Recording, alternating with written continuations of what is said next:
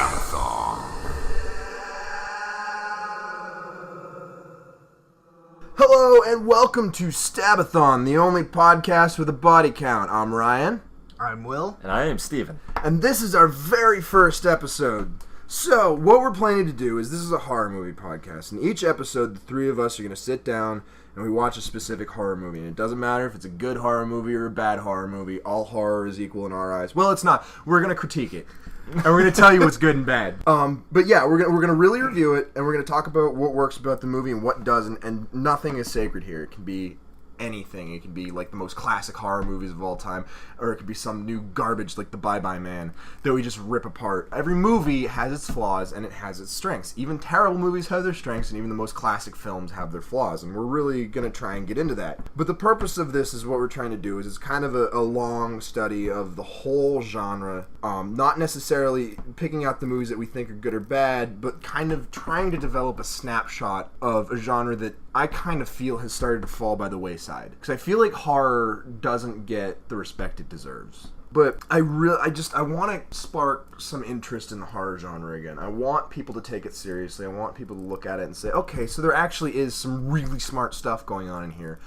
And when we talk about the bad movies, I want to talk about why they're bad and what we can avoid in the future. Like the signs that a movie might not be great, and not to take that as indicative of all horror films. I don't want people to lump, Hellraiser with any of the later Hellraiser movies. I don't honestly. want people to lump Hellraiser with Hellraiser. Yeah, I don't. Yeah, because the later ones are fucking terrible. I agree. And we're gonna get into that, and we're gonna watch all manner of movies, and they're not gonna be in any specific order. It's gonna be kind of like an ever-growing snapshot of the horror genre. It's gonna be kind of like looking at a living, breathing thing, constantly changing, constantly evolving. I really like that analogy. I think that's a really good way to describe what we're doing here. And kind of to look into what horror can become in the future if it's to survive in this market. And I think it is. I think there are still some really amazing horror films being made today, in the modern day. I don't think they get as much airtime. I don't want to say airtime. I don't think they get as much recognition. That's the word I'm looking for.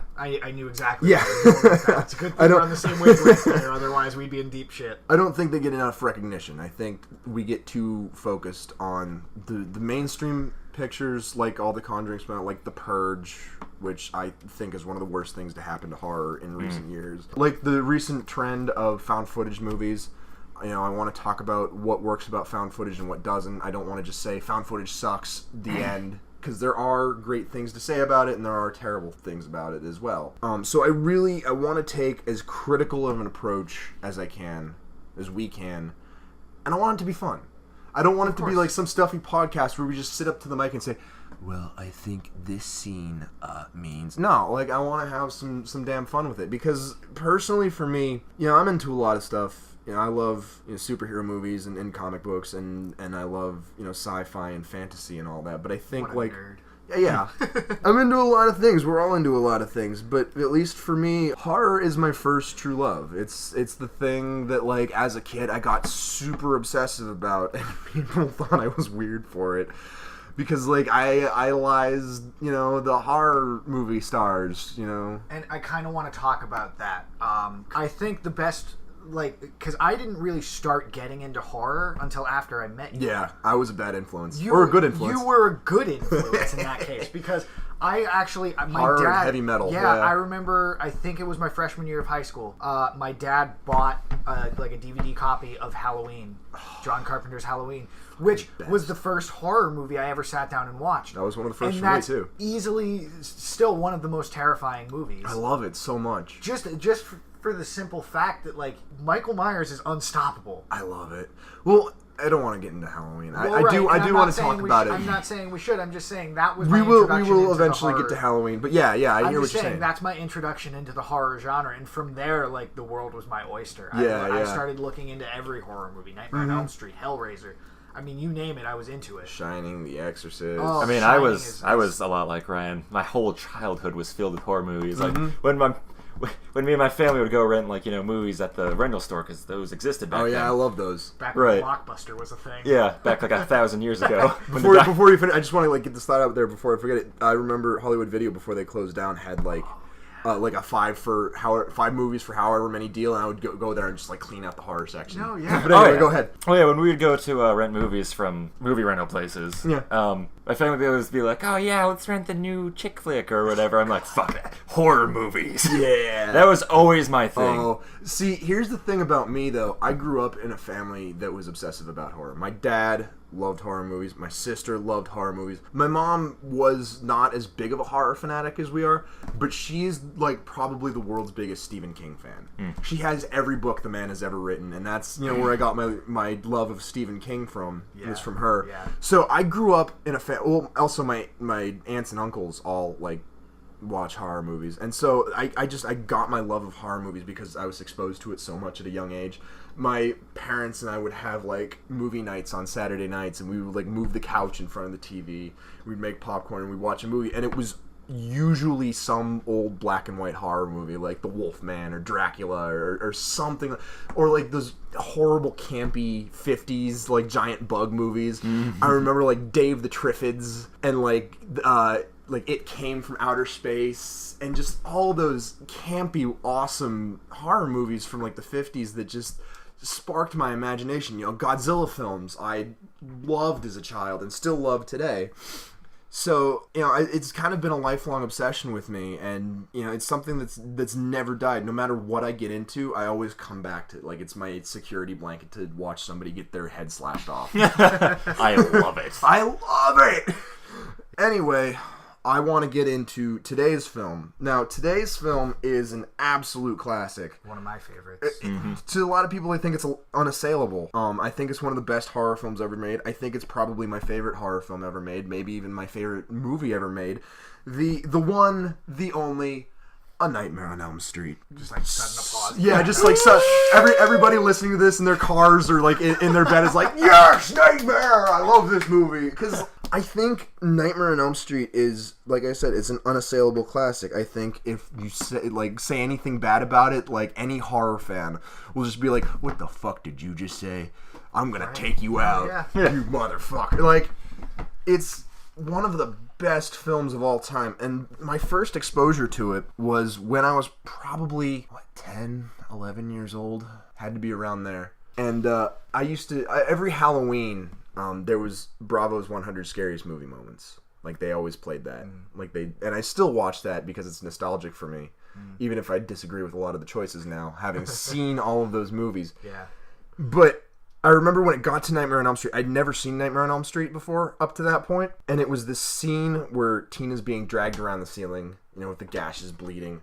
I could not fucking sleep for like a week after that one scene, just that one fucking scene. I saw nothing else from it. I remember when we were sitting down and we were watching that scene. That's within the first 15 minutes of the movie. It's right at the beginning. It's so early, but it is. And I remember you saying, like, you paused the movie and you told us like that scene gave you nightmares. And I completely understand why. That scene still freaks me out. Like, it still sends a chill down my spine. It is absolutely brutal.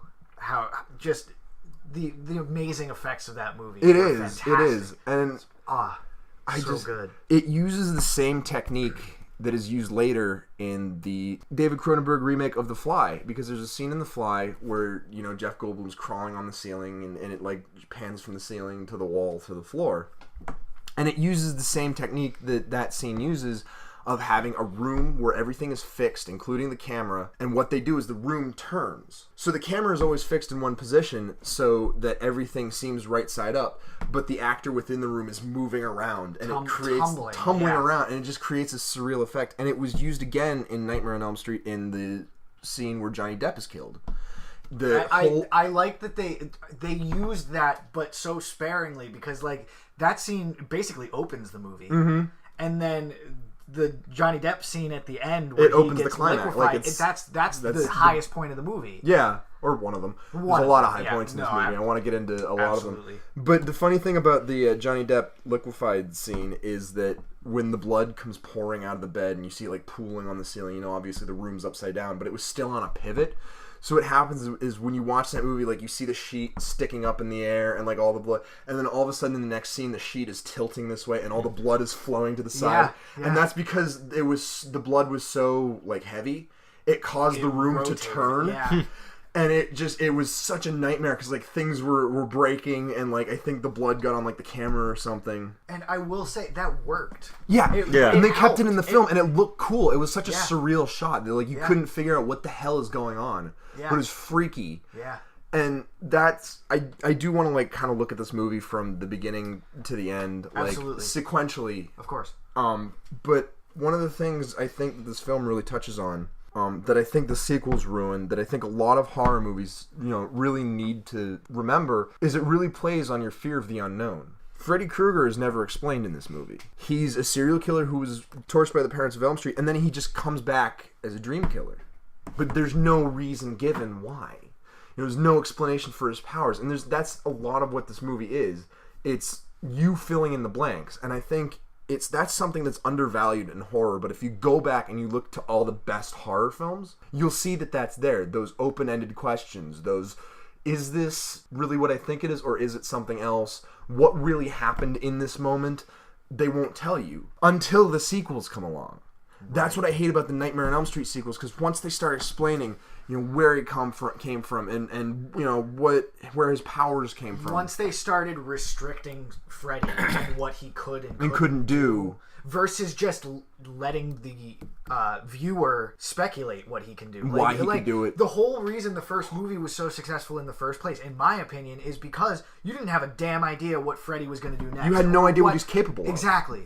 And that's what made it so terrifying. So as soon as they started applying rules to his dream logic, which is dream logic, you can't apply rules to that. Yeah, it's a fucking dream. Anything is possible. But once you started applying rules and like restrictions to his power, and then also they played up the comedic angle of Freddy's personality. If you watch the original Nightmare on Elm Street, that comedic angle is very light. He's definitely gleeful in how he murders the shit out of people, but he's not a joker, like in the sense that he's like, he's doing it to mess with people. Yeah, he's doing it to fuck with people. Yeah. But then you get scenes in like the fourth movie where he turns a girl into a cockroach and crushes her. Yeah. First off, how does that translate into the real world? Because we know all of his kills translate into the real world somehow. And B, it's just done for a cheap joke because he kills her by crushing her in a roach motel and he says, "One way in, no way out." And I'm like, it's so campy and stupid. I hate it. I hate what they did to Freddy in the later films. Back to the movie we're supposed to be talking about, A Nightmare on Elm Street. For those of you that haven't seen it now, just to recap, the story is just about, Freddy Krueger and... Fred Krueger. Well, that's right, because it was mostly called Freddy. He mostly just calls himself Freddy. Right. He mostly calls himself Fred Krueger. I think she calls him Freddy at the end. Yeah, well, I think she starts calling him Freddy at a certain point in the movie. I wasn't exactly able to pinpoint. They go on a first name basis. It was no longer Mr. Krueger. That's pretty pedantic, I think. Yeah, but I mean, for the first half of the movie, they referred to him as Fred. It is kind of funny to go back. Like, we know Freddy Krueger as Freddy Krueger, so to hear someone calling him Fred, it's like, "Mr. Krueger, can you come into my office, please?" It is. I don't know why his boss is British. It is kind of ridiculous. His boss would be the principal, wouldn't it? Well, no, he wasn't. He worked at the school, didn't he? What was Freddy Krueger before he died? I don't remember. I thought he was a groundskeeper. I think it was. Yeah, I think he was something like that. It was addressed, I think, in Freddy's Dead, The Final Nightmare. Mm-hmm. But I hate that movie so fucking much. I refuse to watch it again. Yeah. Honestly, like I said, I hate the later. There's 4 Nightmare on Elm Street films that I enjoyed. The original, obviously, it's the fucking best. It'll never be topped. The third one, which I think is unnecessary but good. Well made. I agree with that. It doesn't ruin anything too bad. New Nightmare, which exists mostly outside of the continuity. Well, completely outside of the continuity. And finally, Freddy vs. Jason, which is it's a romp. Not a good film, but it's just so fun to watch. Yeah, it's a romp. And I feel like that's a perfect time to start from the beginning. Yeah, so we're gonna go through. We took a lot of notes during Nightmare. I took a lot of notes. You took a lot of notes. Yeah, you did. Steve and I took like a page each. Yeah, I took like a page and a half. So I think from the opening sequence, I think we need to talk about the tiny screen. The tiny screen. I don't understand. Was it a stylistic choice? No, it was definitely a stylistic choice. I think it was because that was kind of like a prologue. Yeah, it was kind of detached from the rest because it was kind of like it just wanted to show where his glove came because I think it was such an unconventional weapon for a horror movie character. Michael Myers has his butcher knife. Jason has his machete. They all, but like Freddy has his glove and has these knives on it. So it's kind of like, well, where did he get that? Yeah, they wanted to show him building his weapon. I think it showed him as like a cunning, well, not cunning, but like a resourceful person to build this thing that he could use, this unique weapon. I think it showed how dedicated he was to killing people, and I think it was a great way to open the film, because it wasn't just like, yeah, he has this glove. And like, no, he made this glove. I know when we watched the movie, you and I talked about how much we just love that whole opening sequence. It's like a minute and a half, 2 minutes, maybe? I mean, the whole dream sequence. All the dream sequences. Well, yeah, all the dream. But, like, fantastic. I think Nightmare on Elm Street has one of the best openings, because it just throws you right into the madness. The madness of a dream. The weird dream, like the goat that makes no sense. Yeah, I was just about to bring that up. What the fuck's with the goat? I don't know. There were so many scenes like that. I mean, you remember the scene where Nancy falls asleep in English class and she wakes up and there's like leaves blowing through the hallway for some reason? Mm-hmm. You just kind of, like, you have to remember that this isn't reality. This is a dream, and a lot of weird things happen in dreams that we have no explanation for. Yeah.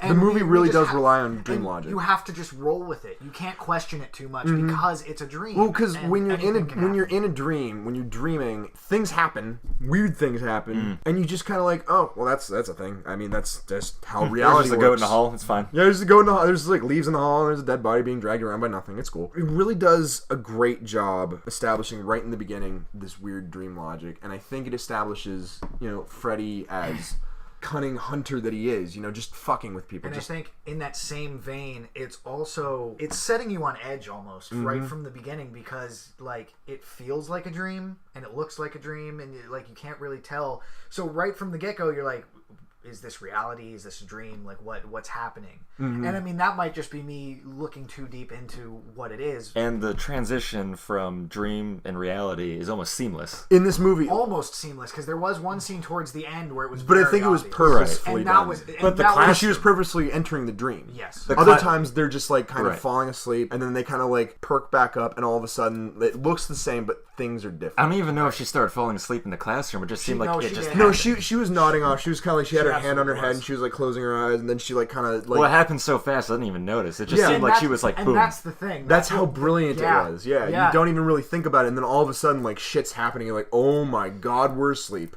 Yeah, because in newer movies, they make it way too obvious. It is super obvious, I think. And I hate that. It's nothing about the sequels is subtle. Like, nothing. It is all over the top. Speaking of subtleties, we touched on this while we were watching the movie, actually. I like that there was a lot of acting with the body.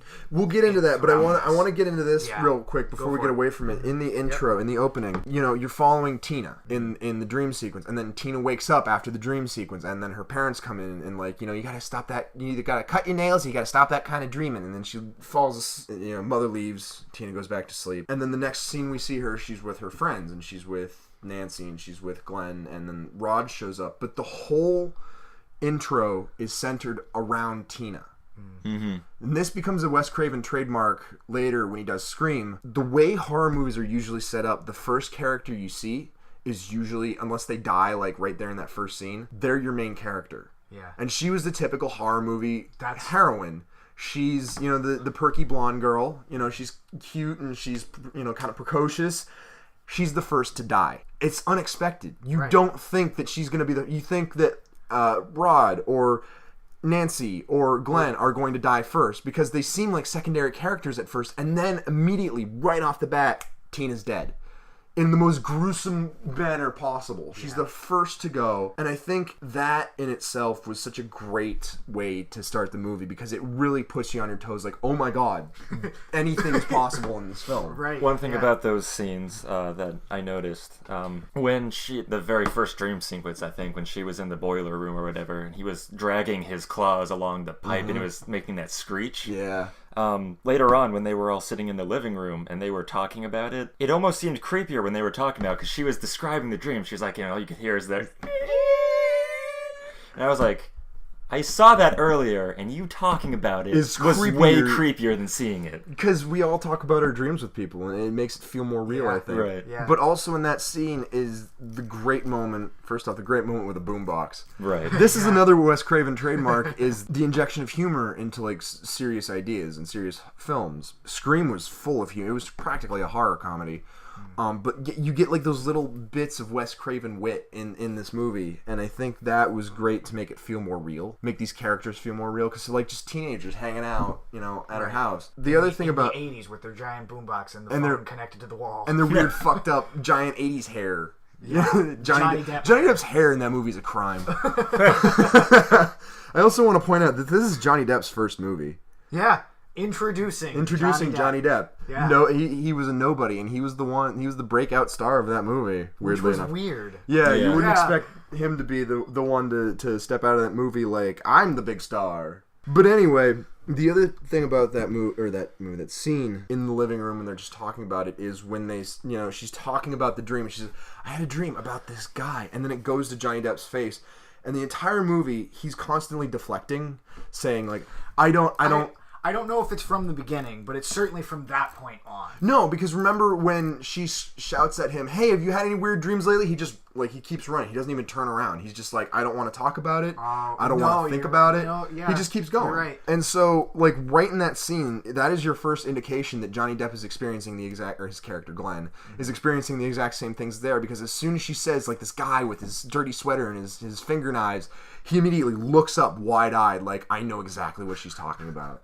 And that is such an effective little, bit of acting right there, because it adds more to his character, I think. Like I said, in the rest of the film, he's just constantly deflecting and trying not to talk about it. I don't mean to necessarily, I guess it is after that scene. The scene where Tina dies, you had mentioned the lack of a soundtrack. Mm-hmm. It's just very ambient noise. Yeah, absolutely. And I think that's an important thing to note about The Nightmare on Elm Street. Mm-hmm. It's the soundtrack. The Nightmare on Elm Street. The single nightmare. I'm sorry. But what I loved about this movie is the fact that the soundtrack can set you on edge. The soundtrack to this movie is so good. But at the same time, the lack of a soundtrack works equally. Well, I do want to talk about the usage of music in horror real quick. I think in any horror movie, the music, the soundtrack, is one of the most important elements. Without a doubt. Because it is what can easily set you on edge. Alfred Hitchcock knew exactly what a lack of a soundtrack could do. If you watch his movies, you get great, in Psycho, it has this great, dun dun dun dun soundtrack, right, with the violins and the screeching, and you get that moment in the shower where it's that everybody parodies and everybody knows. Well, yeah, that sound effect because it's such a classic. But then there's scenes in a lot of his movies that are dead silent. No music at all. In The Birds, when the mother opens up the door and sees the guy with his eyes pecked out, it's just two quick close-up shots, not a single sound is made. But it's so effective. But at the same time, a great horror movie soundtrack can really set the mood and the atmosphere, which is probably the most important thing about a horror movie, is atmosphere. And that's what the music does. Sometimes you can let a scene speak for itself. You don't need a soundtrack behind it. You can just let the horrifying elements stand out and terrify somebody. But at the same time, it's important to note when you need a soundtrack. Because if there hadn't been a soundtrack for The Nightmare on Elm Street and it was mostly just ambient noise, I don't think it would have been nearly as effective. No. Because the horrifying element was the music. Because it was there were notes that didn't sound right. Just that slow creeping... That'll set you right on edge. And there were even some there was the cheesy 80s. There were some oh my god, that's so excessive 80s. Synth and a drum machine. But at the same time, there were it almost sounded like a piano, but it was just being played randomly. It almost didn't sound like a song. It sounded like one of the notes. Effects in the soundtrack that I love is just that. That'll set you right on edge. It sounds like a basketball bouncing down the stairs or something. It's so creepy. And then there's in certain moments, when Freddy appears and then disappears behind a corner, it's just that the big crash and then fade out. Yeah, it's so well done in most of it. And I feel while we're talking about sound, I think it's also important to notice the sounds, not just the soundtrack, because there were so many sounds in this movie that work just immediately sets you on edge. Like you were talking about earlier with the knives running against the pipe. That's like nails on a chalkboard. Yeah. And it works really well for setting somebody on edge because it's even just talking about it. No, absolutely. It makes you grind your teeth almost because you can't stand the sound. Just the high-pitched screech as the knives just drag. Which is another reason his weapon was so creepy. Yeah. The things he could do with it. It was so unique, though. And I think it pisses me off in later films, he uses it less and less. Ugh. Like they're relying on crazy effect. Like he turns a girl into a cockroach, or like he's got like the faces and the meatballs.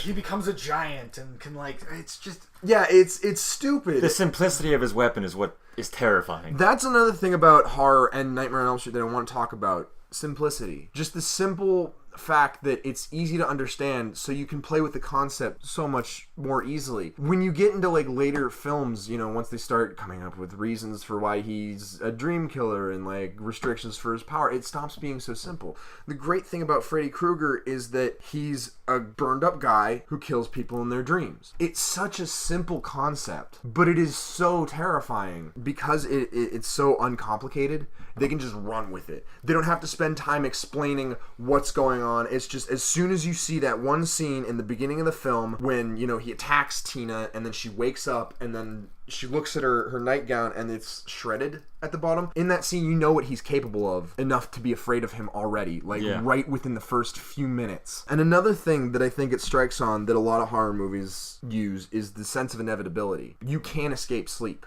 You can't stay awake forever. You're going to pass out or something. You're not going to stay awake forever. And I think that is the most terrifying thing about, or one of the most terrifying things about this movie, is the sense of inevitability that comes with it. The fact that you can't get away from him. And eventually he's going to get you. One of the simplest notes that I made was, I know there's this heavy reliance on the use of sleep and dreams because that's what this movie's about. Oh, absolutely. But I all I have in my notes is sleeping alone ? And sleeping together ? Because there's a couple moments throughout the movie where there's either people sleeping together or there's moments where somebody's sleeping alone.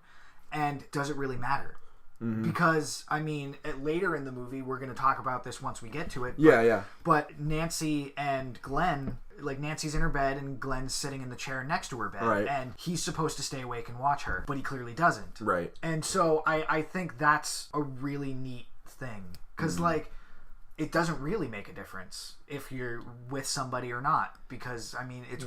And honestly, they'd say, if it looks like I'm having a nightmare, wake me up.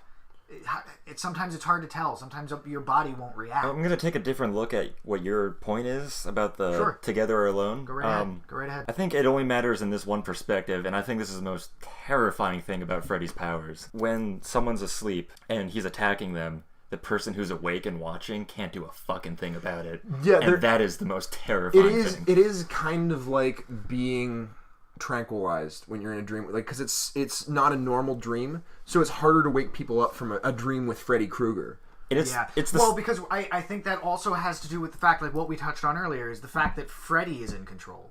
Not necessarily, it's your dream technically, but he's the one controlling it. Yes.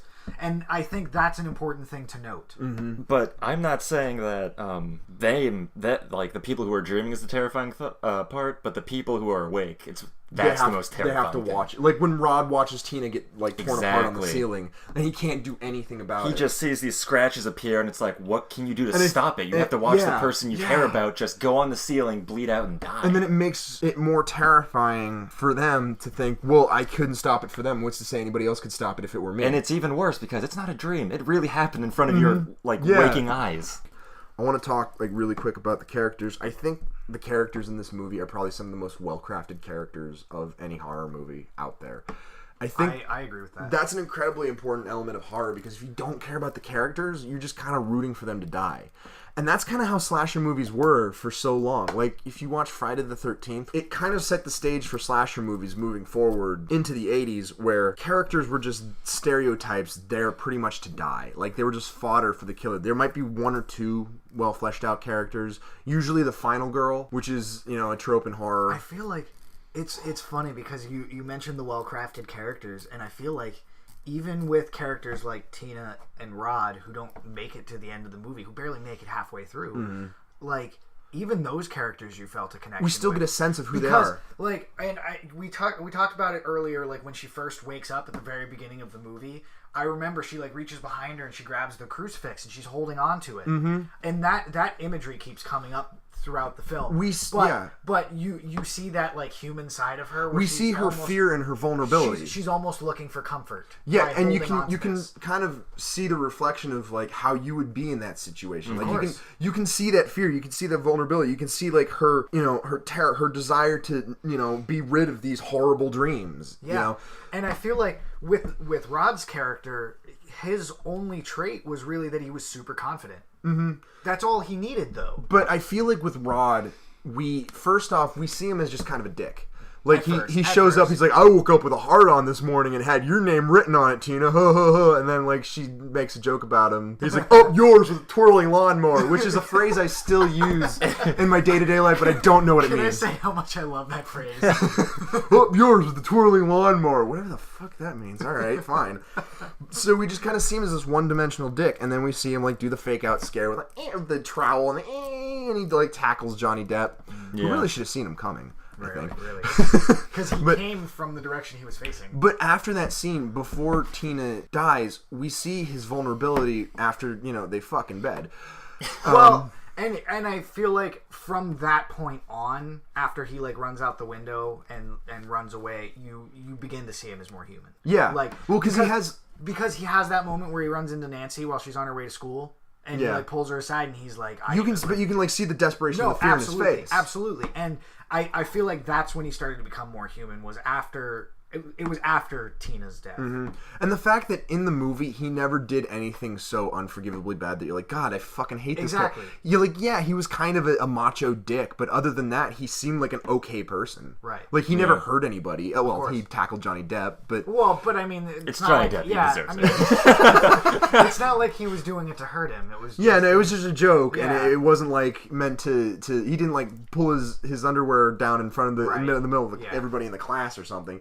He was a fairly harmless character, but one of my favorite moments with him is when they're in bed after they have sex. They're talking about, Tina says, no more fights, or he says, no more fights, and she's like, no more fights, and he says, great, no more nightmares for either of us. Yeah.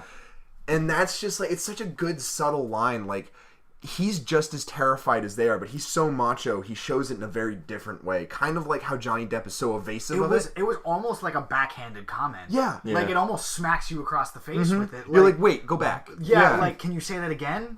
Yeah. Because that's what I loved so much about Nightmare. Like, I could watch it just like you have, watch it a million times, but you'll always pick up something new. Yeah.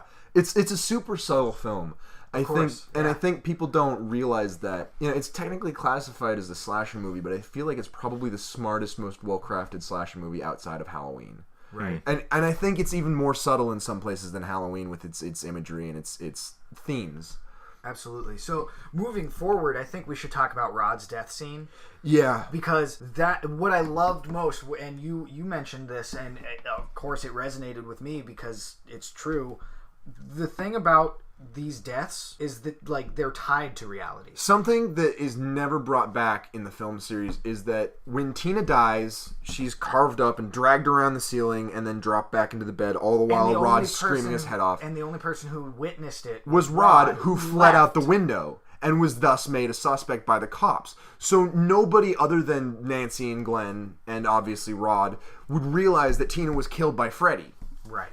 And they couldn't do anything. No one would believe them. They're just teenagers, and he's going to hunt them down and kill them anyway. So the cops didn't see anything other than a lunatic boyfriend murdering his girlfriend. Right. And so they arrested him, and then he's taken into prison where he hangs himself. Well, Freddy hangs him. Right. But it's another thing that's plausible. I did air quotes for a podcast. Doesn't really make a lot of sense. Yeah, they can't see that. In retrospect. But it's really brilliant because there's going to be a lot of cops around. They're going to see what's going on. You can see Freddy thinking his kills through. You can see him being methodical about what he does. He doesn't just slash Rod up and they're going to say, oh my god, he actually cut his body up with a razor. How did he do that? He decapitated himself. Weird. He's hanged with a bedsheet instead of being stabbed with Freddy's glove. And as a kid... And the thing about it is, like, with him being a teenager and being accused of murder and knowing he didn't do it... That makes sense that he would do that. Of course. It had to mess with his psychology. It's rational. A little bit. Yeah.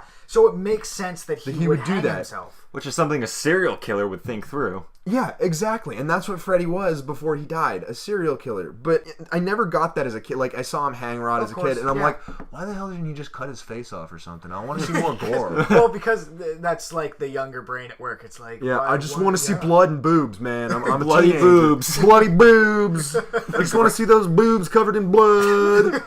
Evidently the grossest thing ever. But, like, I think it was actually... probably this viewing that I just kind of realized the importance of Rod being hanged versus, stabbed. Mm-hmm. It was meant to throw the police off guard. And so it wasn't until Johnny Depp died that the police would be like, well, something weird's going on here. And by then, there's only one more person left that he's trying to kill, and that's Nancy. So he was getting cocky, maybe even desperate, because Nancy was getting closer and kind of evading him. Mm-hmm. But it didn't really matter because he just had one more victim to take out. Mm-hmm. And now he could do whatever. So I love that little subtlety in the first two kills, and I think that it's something that I like I said, I didn't really think of that in any other. Freddy is one of those characters that's just way smart, like super smarter than you would way, think. Yeah, in the way that he's taking people out. Well, he's smart like a serial killer smart. He's not like a genius able to. Well, yeah, no, of course. But he can plan a murder. He can, plan his escape. How many kids did he kill before he was captured? Mm-hmm. And another thing about subtleties and imagery was anytime they were in a dream, either outside it was really misty, which is like a kind of a cue, like someone's gonna fucking die. Yeah. Or in the case of the school, it was like windy and like there was leaves. Yeah. So it's either super windy or really misty. Well, there's always something like out of place. Right. Some kind of cue. Even then, I feel like that wasn't always true. No, it wasn't unanimous, but it was there. And I'm not saying that it wasn't, because it was. You're right. There were certain cues that showed like, oh, this is clearly a dream. Yeah. But then there were other moments where you didn't really know. The transition was very seamless. Yeah. Yeah. Like, I'm trying to remember a specific scene where... I think the second she wakes up in the school, you don't notice anything off right away until you see the dead body out in the hallway. Well, and then the other thing is, like, when the kid's reading, he stops, like, reading like a normal person, and he just starts whispering like this, and it's real creepy. Yeah.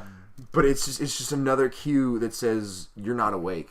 Yeah, but like at the very end of the movie... One thing you can notice is like there's mist in the background. You're like, she's not awake. Her mom's not alive. She's dead. I do want to talk about the ending when we get to that. Yeah, we're gonna work our way through the rest of the movie. I want to do that while we were talking about the misty. Yeah, I want to talk about some of the effects in this movie.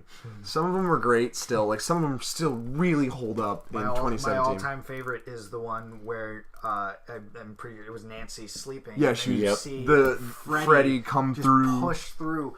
That was easily one of the best effects. It's so simple but so creepy. Right, coming through the wall was really cool. And then 10 minutes later, not even, you have the stupid arm gag with his like stupid puppet which arms. Was one of the worst. Not the I think I would say it's the worst. Nope, the doll. The doll at the very end when his mother gets sucked through. It's just like this rubber doll. That was the absolute worst. It was stupid. That one was second, in my opinion. That I agree with. The arm gag was really... The only other effect I remember that was like really like scene-breakingly stupid was when Nancy's in the dream, running up the stairs and like turn into oatmeal, which was a really cool effect because like that's something that would definitely happen in a dream. Yeah. And then you just hear like Tina in the doorway going, "Nancy, save me from..." And then it pans over and you see Freddy in the door. It's clearly Freddy. His glove is through the window, like hanging out through the window, and he's just got like this bad Halloween mask over his face. And you hear her voice, and he's like, "Freddy," and he like pulls away the bad Halloween mask. I hate that. Like, it's stupid looking. I feel like you're right. It would have been better if they had just like worked her into it. If it was actually her like out the window and like had like Nancy stop and like, "Oh my god, it's Tina." and then like have her like yeah. move down the stairs a little bit, and then have Freddy like burst through and come at her. Like it would make more because that even in a dream, I'm not gonna be fooled if I see Freddy Krueger's fucking hand waving through the window and like a bad Halloween mask of my friend. I'm not going to fall for that. It's just superfluous and stupid. Right. One really insanely cool effect was the fire footsteps. Yeah, I love that. That was one of my favorites. That was really cool. It was just like a really cool way to show his progression from the basement up the stairs. And you're like, oh god, where is he? What is he? Because you never see that anywhere. That would be like normally in like ghost movies, it'd be like, oh, there's like ink leading somewhere, but this was fire. The steps fire were on footsteps. fire, and like you could see like the fire twirling up. Yeah. Can we talk about like his progression through the house? I've talked with you guys about this before. I think. Have you ever heard about the anatomy of a house? Yeah, you told me about this. Yeah, the anatomy of a house is like. In the basement is where you keep all the things that are almost beloved, like family heirlooms and different things. So normally that's where you keep them. The first floor... I thought that was the attic. Maybe it was. I thought the basement was like the secrets. No, I think you're right. I think the basement is where you try to keep all your secrets. And like the Freddy's attic, glove. And the attic is where you keep all your beloved possessions. So there's the basement where you keep all the secret shit, which is exactly right. Freddy's where glove. You found Freddy's glove. Mm-hmm. The first floor is generally where you're greeting people. I mean, there's really not much else to say. It's your outward appearance. Right. It's what you want to show off. All the best things about your home. The second floor is usually where you feel the safest because that's usually your where bedroom. the bedrooms Right. are and the bathrooms. Like you have everything you need on that second floor. But you don't necessarily need to go downstairs to get anything else. Right. So that's where you usually feel the safest. And then the attic, like we said before, is where you keep all your beloved possessions. I love the fact that the final showdown between Freddy and Nancy happened on the second floor, where you're supposed to feel the safest. Because that's and in the bedroom too. But that's one of the Steve mentioned this in the middle of the film when we were watching it. The bed is where you're supposed to feel safe. It's your safe place. Exactly. It's where you As sleep. a child, you cover yourself in your blanket and you're like, nothing can get to me. Exactly. Exactly. And that's where Freddy Krueger attacks people, is when they're asleep in their bed. And so that's just such a great subtle... It's such a great way to flip horror on its head. You're right. to be terrifying and insane. It takes the secret part, keeps that, but then it takes all your safest things and then flips it over. So it's like your whole house is a shit show. Pretty much, yeah. Yeah, Your basement sucks. Your middle sucks. Your upstairs sucks. They never went to the attic, but if they did, it would suck. Well, and I feel like that's why they do that in horror movies. Yeah. Because the anatomy of the house is important to consider Right. for horror, especially because have you ever noticed in horror movies in general, whenever like the killer shows up, they'll usually run right up the stairs? Right. It's because That's they're what trying to get to, I never to a safer area. thought about They're that. trying to get to their bedrooms. They're trying to get even higher up into their attics where they keep all the things Where that they it hold feels dear. sacred. Exactly. Another thing I want to... So I just think that's a really subtle way to tell the story, and the fact that A Nightmare on Elm Street flipped that on its head is amazing. I want to move on from the anatomy of the house. I would like to talk about there's the scene. It's a little bit later in the movie, but where Johnny Depp is talking with Nancy, and she's asking him all these like really heavy questions, like about the Balinese way of dreaming. There was that, but I'm talking about the scene where like he can't really make eye contact with her. Yeah. When he's answering these questions, it's almost as if in order to answer the question, he has to break eye contact with her. Yeah, and I think that's just another way of depicting his evasiveness. Of course. It's like what you said when we were watching the movie. It's like if he doesn't talk about it, it isn't real. Yeah. And so, and that's interesting because he brought up the Balinese way of dreaming, where they turn, if you meet a monster in your dreams, you turn your back on it and it goes away. I think that's what he was trying to do. He was trying to turn his back on Freddy Krueger, and that's obviously what gave Nancy the idea to do it in the end. Of course. I love that scene where they're on the bridge eating. What did you call it? I said McDonald's. Yeah, 80s 80s McDonald's, where it was clearly not McDonald's. It was but just a paper bag. Yeah, yeah. It looked like a McDonald's burger. With the styrofoam container. Like, But- it was very nondescript, Steve. They went to McDonald's. That scene is more important than I think a lot of people realize. That is the scene where Nancy obtains all of her tools to beat Freddy. Right. She learns about the Balinese way of dreaming, and then there she is with the book about booby traps. So she uses the booby traps obviously to incapacitate him physically, but then she uses like his whole speech in the Balinese way of dreaming to incapacitate him emotionally, mentally. I would say that's the major turning point of the movie, because that's where you realize that she's not messing around. Right. She's going to fix this problem. I love how resourceful her character is. Oh, of course. Because in the scene in the English class, like after the English class scene, where she's in the boiler room, she's being chased by Freddy. Right. She doesn't understand the logic of this dream. She doesn't understand who he is, what's going on. But she makes the decision to burn her arm on the steaming pipe, hoping that will be enough to wake her up, and it is. Of course. And it just shows how resourceful she is as a character, her ability to problem solve. And her mother says it later in the movie, it's your way to deal with things. That's what she says to her in the bed. It's to face things. And I think that's just a little... You know what I found interesting about that scene that I didn't really bring up while we were watching it? The way she's laying on the bed, it almost feels like she's on her deathbed. Yeah, like, it kind of does. Like, that's where her former character died and her new character started. Well, and she also dies in the bed, remember? Right. And I mean, possibly could have been foreshadowing, but I don't know if it was necessarily that thought out. I just think it was showing that she was trying to turn over a new leaf, because she realized that sometimes you have to turn your back on what you've done and focus on where you're going. I want to talk about one scene of foreshadowing a little bit. Of course. The scene where Nancy says, tells Glenn, I need you to stay awake and watch me, and if it looks like I'm having a nightmare, I need you to wake me up. She's in the dream, and she turns around and she says, Glenn, are you still watching? He pops out of the bushes and says, yeah. That moment right there is immediate foreshadowing. The Glenn is also asleep and in the dream with her. Because why else would he show up and say, yeah, I'm watching you? Yeah. Another thing was... And again, that touches on dream logic. I feel like everything we've been talking about dances around that topic. Well, because that's how the film was made. Exactly. Because she's in a dream, didn't question it. Didn't think maybe he's Nothing not... about this movie is completely straightforward, and it is in the sequels. It's always it's a dream. They fell asleep in a dream, and now Freddy's gonna kill them. Oh, right. One of the coolest things about that dream, and it's something that this movie does well that the other Nightmare on Elm Streets do not, was that he had an actual cool line, and it wasn't supposed to be funny. And it was when she was like, "Are you there?" And then he pops out of the bushes. He's like, "I'm here." No, he doesn't even pop out of the bush. He says. He's standing by the bushes. She says, "Are you there?" And she's talking to Glenn. Right, but then Freddy... And you just hear Freddy go, "I'm here." And then he jumps out. And then he jumps out. I love that. That's creepy as hell. I love it. Just the line delivery across the board for Freddy, I think, was fantastic. One thing I thought... And before you jump into that, I want to talk about Freddy, because you mentioned this. He doesn't really talk much. He doesn't talk much in this movie. He doesn't have a ton of lines. At all, really. Yeah. But when he does, they're pretty fucking cool. People always talk up Freddy's personality. He is the best person. All the other killers, they're just silent or whatever. Freddy has the personality. Well, yeah, he does have the personality, but he also has the presence in the first movie. He shows off his personality, but he's also silent when he needs to be, which in later movies goes away. They just have him chattering like an idiot, and I hate that. Yeah, that was really dumb. In my personal opinion, by far the most interesting character to me was the mom. I do want to talk about the relationship between Nancy and her mother, because there is a really cool relationship there. And while we're talking about that, I think we definitely need to focus on the scene where she's trying to hide the hat from That's Nancy. the first time where you really see their dynamic, where you realize that her mother is not a strong mother. She's not able to She doesn't really put her foot down. She can't put her foot down. She just doesn't know how to handle authority. And that's probably partially because of her alcoholism, I would think. And probably partially because of her character, just who she is. Right.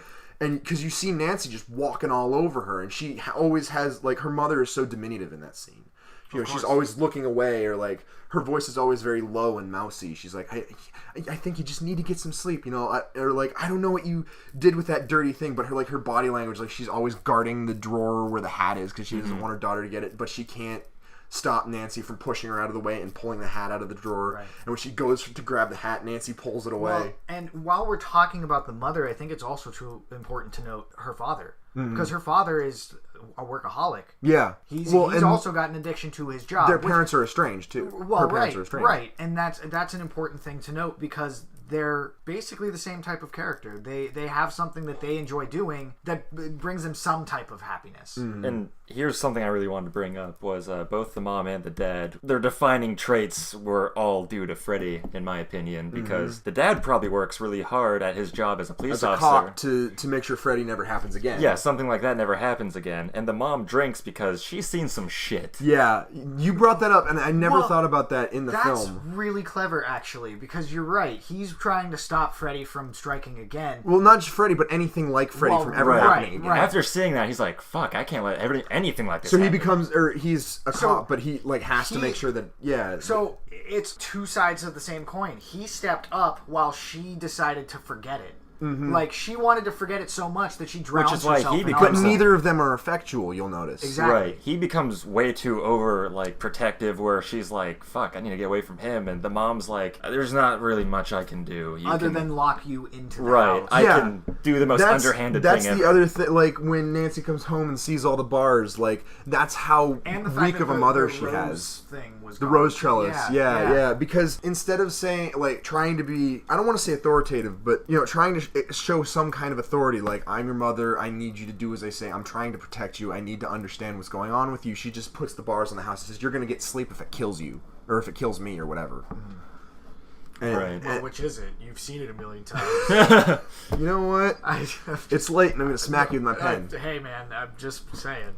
But yeah, and then you have that scene that you were talking about when her mother's on her symbolic deathbed. But you have Nancy sitting over her and her tucked into bed like she's the child and Nancy's the mother. Wow. Nancy's the more paternal of the two.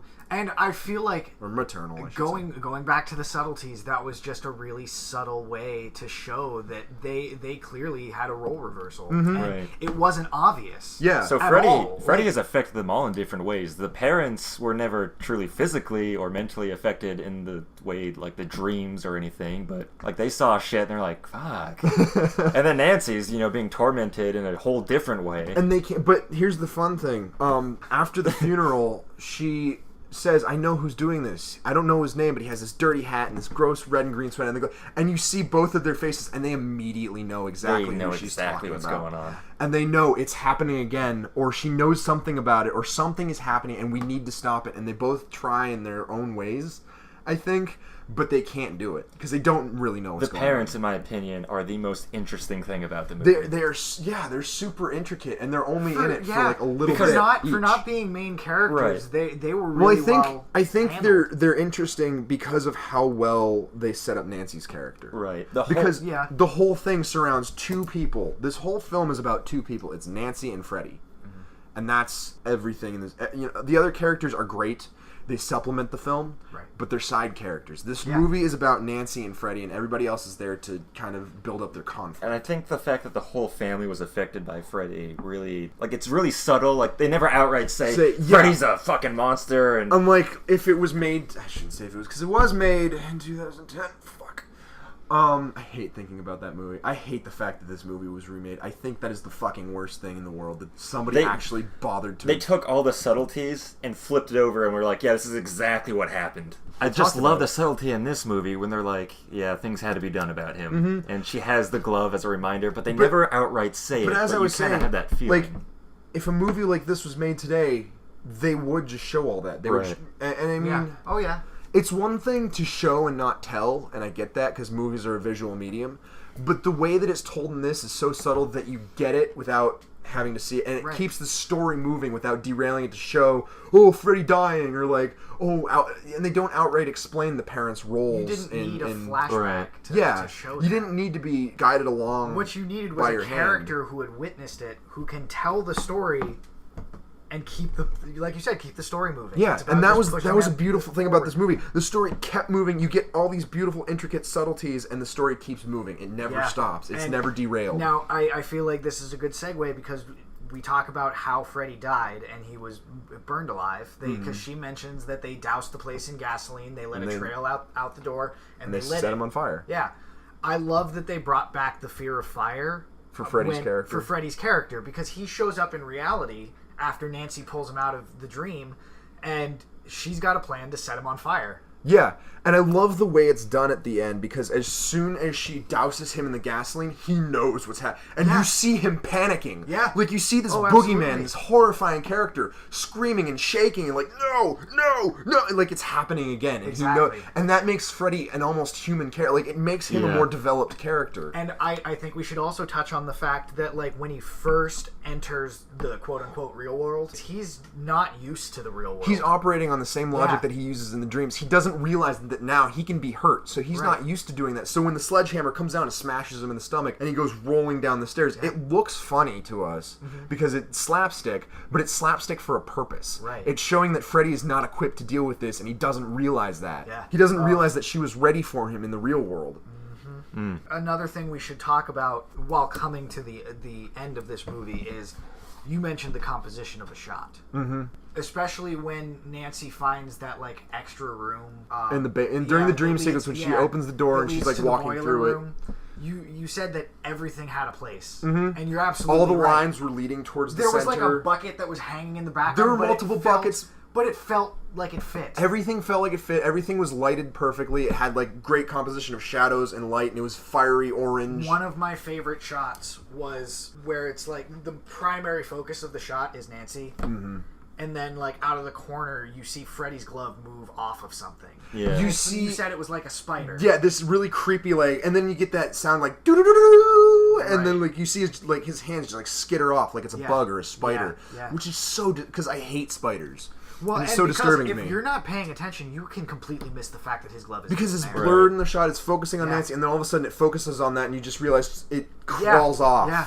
Yeah. And it's like, oh god, that's One thing creepy. I loved about the dream scenery is that it feels like an industrialized like look of hell. Yeah, because Wow. That's really... I never really... And another thought thing that about I that. just thought of was I'm pretty sure he died in the boiler room. He did. Yeah, because they went to his boiler room because that's And they where... lit it on fire. And they lit it on fire. And so it looks all fiery, and it just seems like a reenactment of his whole death is that whole time he's there. Well, and that was part of Freddy's his ability. He's in the dreams. He controls the dreams. The dreams are his world to control. But you'll notice there's still a level of logic that exists to them. It's his logic. It looks like the boiler room that he died in. That's his home. That's his safe place. That's where he belongs. That's where he knows he can take his victims and kill them easily. But he can torment them first because they can't get away. But there's still... The characters can run. They can get away. They can wake up. If he was maybe like not a human, his view of the world was wider and he was able to conceptualize more, he could just like take people in and they could never get away. You know, he could keep them from ever waking up. He could keep them from ever getting away. But because he was still a human, at least mentally, he couldn't quite imagine enough to keep people from always dying in his dreams. People could get away. Or I think some of the scenes he let them get away because he wanted to build up their fear. But like with Nancy, he just could not get Nancy no matter what he tried. Yeah. And I think it's also important to note, now that we're back to focusing on Nancy, when she was, if I remember correctly, it was when she's in the dream, you had to kind of pay attention to what she was wearing, because she's wearing all white, and there's like flowers printed on the front. Yeah. But that's the most ballsy she's been the entire movie. She's calling Freddy out. Mm-hmm. She's going into his world. And what I love about that whole sequence where she's running through the dream and calling Freddy out and trying to get him to come to her is just the contrast between what she's wearing and the way she's acting. She's never been gutsier. Yeah, it is great. But she's wearing the most subdued thing ever. She's got like purple flowers on her shirt. It's very like good girl, nighty kind of. Yeah, and it worked really, really well. Mm-hmm. And I don't even know if they really thought about that. But strong feminist. I mean, there is a line of thought that horror movies can be very feminist, because you'll notice that in a lot of movies like Halloween and Friday the 13th and obviously Nightmare on Elm Street, the final survivor, the one who conquers the monster, is usually a woman. Mm-hmm.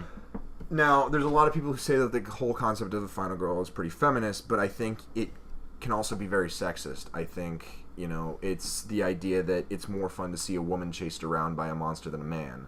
It's more interesting to hear a woman scream than hear a man scream, because men are masculine, you know, they gotta face the monster and they die trying, but women, they run away, they scream, they flail their arms. And so even if it's a woman who conquers the monster, it's usually not because the director thought, well, this will be interesting to have a strong female character. It'll be more interesting to have a woman be like the last victim. Wow, I have never thought about it that way. But with Nightmare on Elm Street, with anything Wes Craven did a lot of great female characters, because with Nightmare on Elm Street and Scream both, he had a female character who didn't run and scream and flail her arms. She stepped up to the plate, she figured out how to beat the monster herself, and she did so, of her own will. And I think that brings us to the ending of the movie, how she beats Freddy.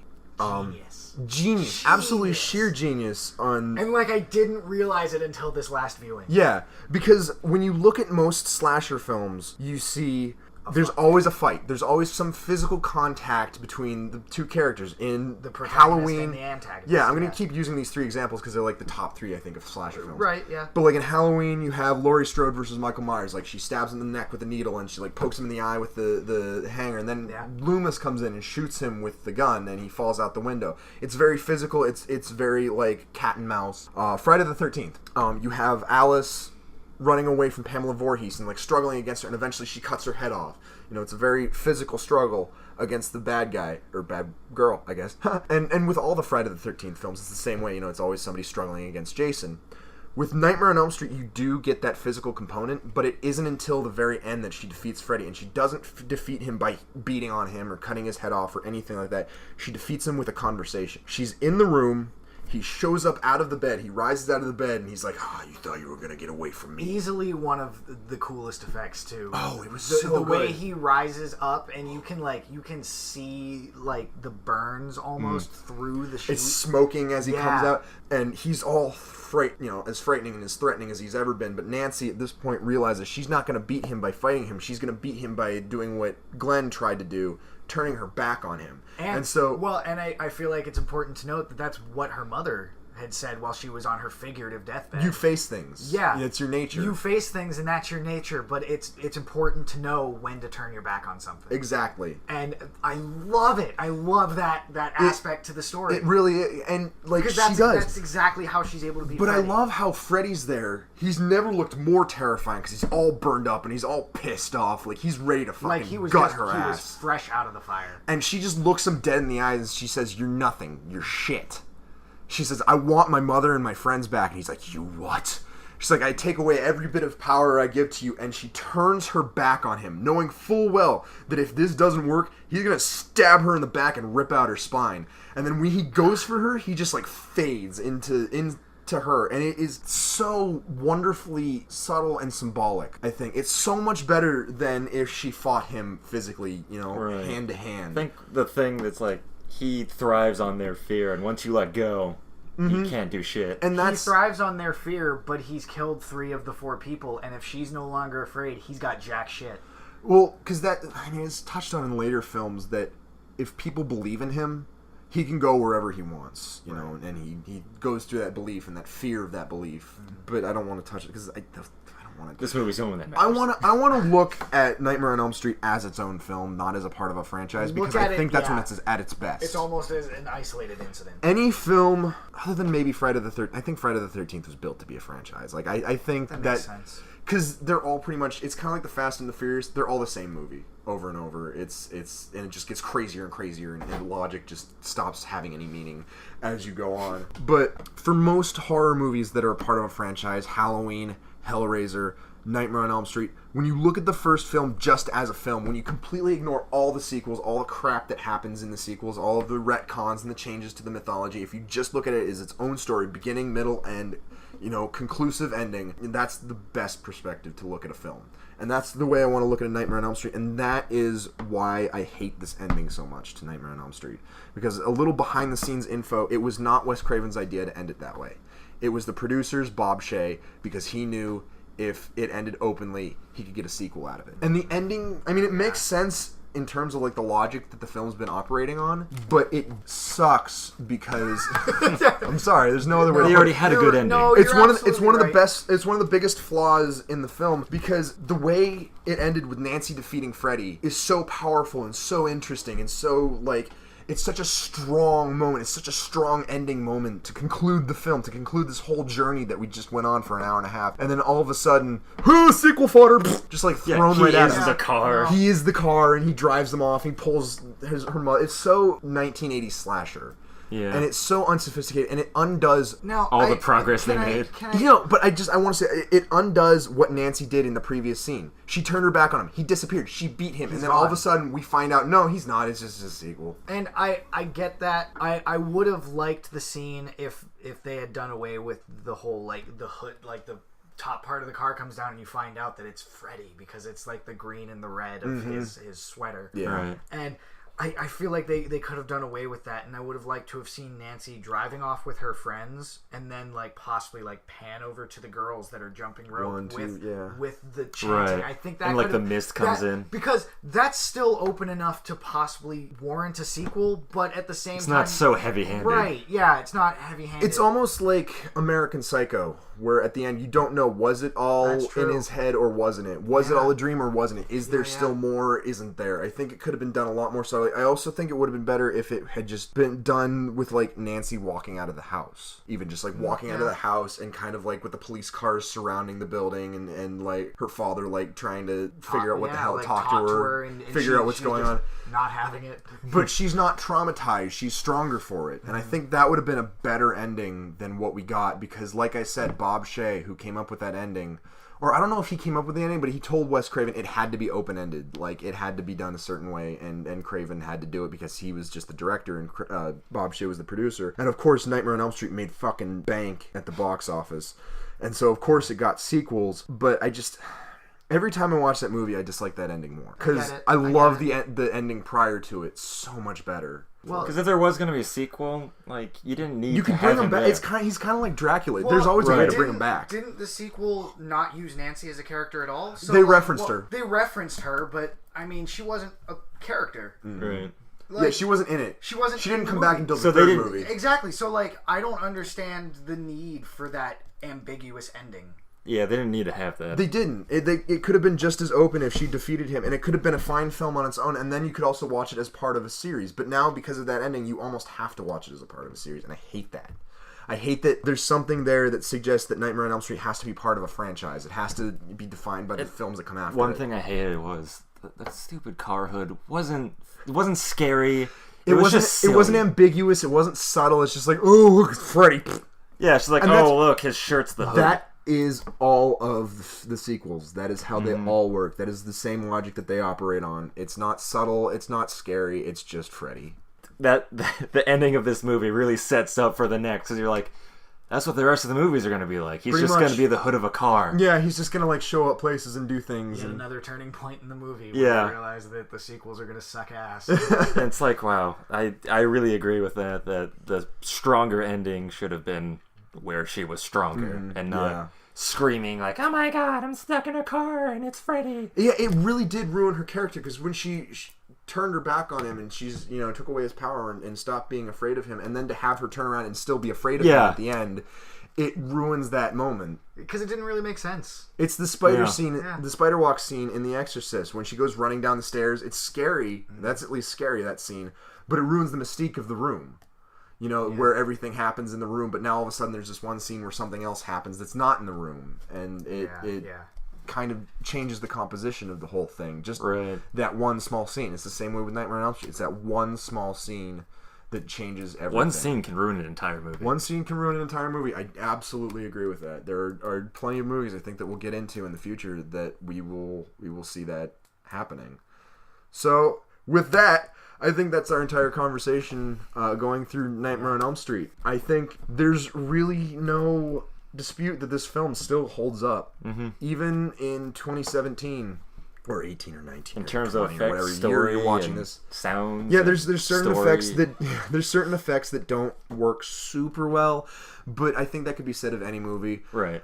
I think, we've gone through, the story is so strong and it's so symbolic and it's so subtle that I think even with like all the stupid hair and all the outdated clothing and all the outdated technology, I don't think that it'll ever stop being relevant. I don't think it's a movie that ever should have been remade, because I don't think there's any point where it's going to be like, this movie could be done better. Because I don't think this film could be done better. It has its flaws, as we pointed out, but every film will. I think the original Nightmare on Elm Street from 1984 is the best version you're ever going to find. I don't think there will ever be a better version. They're talking right now about rebooting it again. Really? Yeah, they are. it's not going to work. It No, won't be good it because never there's will. nothing more you can say about it. There's nothing more you can add to it. There's no way to replace these characters It's a or the money story. grab. It's a money grab. Yeah, it's a cash grab, and that's the way most remakes are. And I hate to harp on remakes because there are some really great remakes that really do expand upon the source material or really take a movie that wasn't great like The Thing or The Fly and make it great and scary and interesting. And I think any remake of A Nightmare on Elm Street will not be able to touch the greatness of the original. And maybe this is just me being biased because it is such a great film and it's one that I've loved my entire life. But I really think that there's nothing more to say about this film that hasn't already been said in the original. So with that, any final thoughts? You pretty much hit the nail on the head. Yeah. I think we went over the entire movie. There's not much else to say. There were some things I want to talk about, but they were small, so I'm not going to go into them. I mean, every time we would come up with a question, like I know several times you came up with a question, you're like, is that a plot hole? A lot of the times you can chalk it up. You're able to explain it in some way. Yeah, you can chalk it up to dream logic, or you can chalk it up to a subtle storytelling mechanic. And I don't find any plot holes in this movie, and that's no plot holes that I can't live with. right. And I think that's There are really, always going to be plot. really, In any movie you watch, you have to remember there will always be plot holes, no matter how some of them are soundtrack just the film is. And I feel like breaking. They'll break you. That's We'll a see that that's a in a problem lot of with today's critics. I feel like too they focus too heavily on plot holes because Yeah, I plot understand holes that. happen from time to time. But if it's small enough that it doesn't destroy the entire movie, Well, that's like a show. Well, it is a show, like CinemaSins on YouTube. yeah. It's meant to be comedy, I understand that, but it is super pedantic, and it's why I don't watch CinemaSins for like movies that I like. I only watch it for movies that I don't like because it does focus way too much on the negatives. And I understand focusing on the negatives because we've done a lot of that here, but it's one thing to focus on the negatives, and it's another thing to hold them up on a pedestal. And that's what I think, things like CinemaSins do. And I think we need to stop being so fucking pedantic about films. I think we need to feel them a little bit more, rather than... when you're talking about negatives and positives, you shouldn't focus so heavily on the negatives that you forget the positives. Yeah, and I understand... Because that's what I think I like about what we've done here, is the fact that we were able to have a discussion about the movie as a whole from beginning to end. Yeah, you have to look at the positives of a film. Right. To also weigh them against the negatives. And those negatives can be breaking. They can be overwhelming. And I think we'll see that with a lot of films. And I think it's going to be hard for us in a lot of films watching something like The Purge, which I think we can all agree we don't like. No. Yeah, none of us like The Purge. Sorry, people who like The Purge. If you like The Purge, that's fine. We're not going to judge you. We're not saying you're like a bad person for liking The Purge. You like what you like, and I think that's a good thing, and I think we should all, enjoy the things that we enjoy. I can guarantee you we're going to watch plenty of movies that Steve and I get in fights over. Oh, of course. So... And even Steve and I get in fights. Yeah. It's gonna happen. It'll just be like a 3-way battle royale. I think once we get into films that we don't like as much, we're gonna have to fight to stay critical. We're gonna have to fight to look at the things that we like about it, and fight to look at the things that we don't like about it, and weigh them in some kind of manner. I think there will always be films that we don't like, but I think we'll also find that we'll admit to ourselves and each other that we don't like it, but it isn't bad. Yeah. It has its good things, and I can understand why people would like it, and I can understand its positives, and I just don't happen to like it myself. Right. Because there are definitely some things about It Follows that it hurts me to say, but I mainly think are pretty cool. I think most of It Follows is pretty cool, but I haven't watched it that much. So maybe upon a second viewing, I'll find things about It Follows that I'm like, yeah, I really don't like that. I really don't think that's... And there will probably be some things where I'm like, that's pretty fucking cool. And I feel like that's the problem. Like, a lot of times people watch a movie so much that they stop caring. Well, and I feel like we're going to get into some classics, and this is when we're going to really ruffle some feathers. Yeah. Is when we get into films that are considered classics that we don't like. So all we ask is that when you listen to us with an open mind, and you think, well... And we'll do our best to keep an open mind, too. Oh, absolutely. Here's the thing about the podcast. We want it to be a conversation. We want to talk with people about movies that they enjoy. And we want it to be a conversation, not like we hate you because you like this. And we want to look at horror films as part of a greater whole. Like, what have they done for horror films in general? What have they added to... I don't want to say the mythos because it's not really a mythos, but what have they added to the larger legacy of the genre in general, and what newer movies are continuing on that legacy and changing it and making it better or even making it worse? What trends are coming out that aren't working in horror's favor? I really want to see the genre as a thing, and I also want to see what the fan base of this great genre that we all love thinks about it today, in the past, what they think is the best. And I don't want to look at this through the rose-colored glasses of nostalgia. I don't want to look at an old movie and say, God, movies were so much better back then. Because I can guarantee there are some movies that we're going to see that aren't as good as we remember. And we're going to see some newer movies that are better than we thought. So we need to look at it as a constantly evolving thing. And just hopefully maybe we can spark some more interest in it. So All right. that, I believe, is the end of our first episode, our inaugural episode. And Yes. we will end you with that. We will end you. We will end you, period, because we're Stabathon. We're just going to, every episode, we're going to have a Stabathon where we just bring someone in and stab the shit out of them. We're the only podcast with a body We're count. the only, we are Stabathon, the only podcast with a body count. I'm Ryan. I am Will. I am Steven. And we hope you've enjoyed this, and we hope to see you next time for more screaming good times.